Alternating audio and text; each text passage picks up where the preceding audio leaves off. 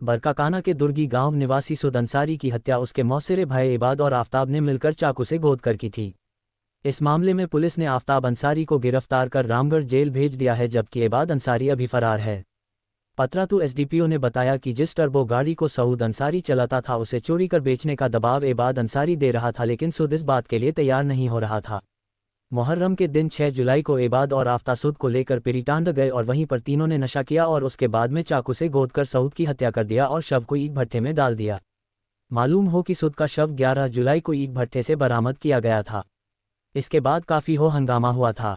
पूरे मामले को लेकर पतरातू एसडीपीओ ने प्रेस वार्ता कर दी है जानकारी। हत्या मामले में एक को गिरफ्तार कर जेल भेज दिया गया और अभी एक आरोपी पुलिस की गिरफ्त से बाहर है। मुहर्रम का त्यौहार खत्म होने के बाद शाम में 8:30 बजे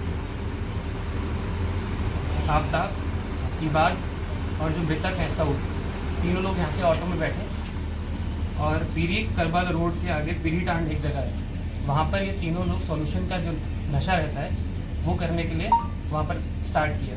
तो 9 बजे के आसपास शाम में लोगों ने नशा करना स्टार्ट किया। तो वहाँ पे नशा करने के बाद सऊद ने सबसे पहले नशा किया, फिर उसके बाद इबाद ने किया, फिर उसके बाद आफ्ताब ने किया।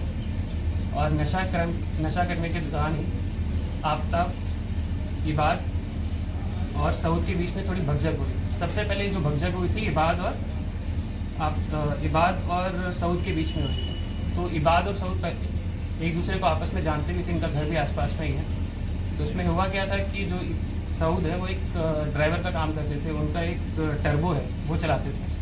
तो इबाद द्वारा उन्हें प्रेशराइज़ किया जा रहा था कि जो ये आपका टर्बो है इसको आप बोल दो अपने मालिक को कि आपका चोरी हो चुका है और इसका जितना भी पैसा होगा हम दोनों मिल बांट के अपने साथ में कर लेंगे। पर सऊद द्वारा इस बात को मना किया गया कि मैं इस सब गलत कामों में ये काम चीज़ नहीं करूँगा और मैं अपने मालिक को इस तरह की कोई भी बात नहीं कहूँगा। तो इसी बात को लेकर इबाद जो है सऊद से बहुत ज़्यादा गुस्सा है।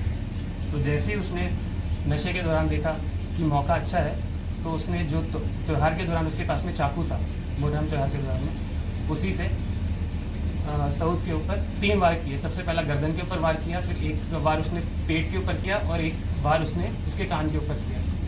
फिर उसके बाद जब इन दोनों ने देखा कि सऊद पूरी तरह से मर चुका है, तो आफ्ताब और इबाद ने डिसाइड किया कि इसका जो बॉडी है उसको किसी ईंटी भट्टे में छुपा देते हैं।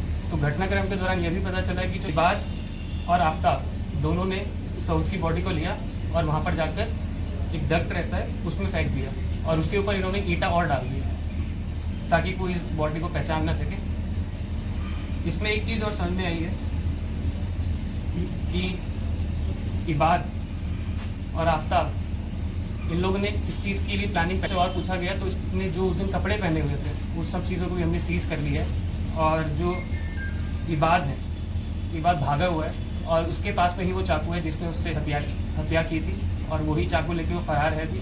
उसके लिए भी हमारी टीम पूरी तरह से लगी हुई है, 3 या 4 दिन से लगी हुई है और जल्द ही हम उसको पकड़ लेंगे। इसके अलावा इसमें 2 या 3 और लोग हैं जिनका नाम अभी हम नहीं बता सकते हैं क्योंकि वो इन्वेस्टिगेशन का प्रोसेस का पार्ट है। अगर उनके खिलाफ भी हमें कुछ सबूत मिलते हैं तो उन्हें भी अरेस्ट किया जाएगा।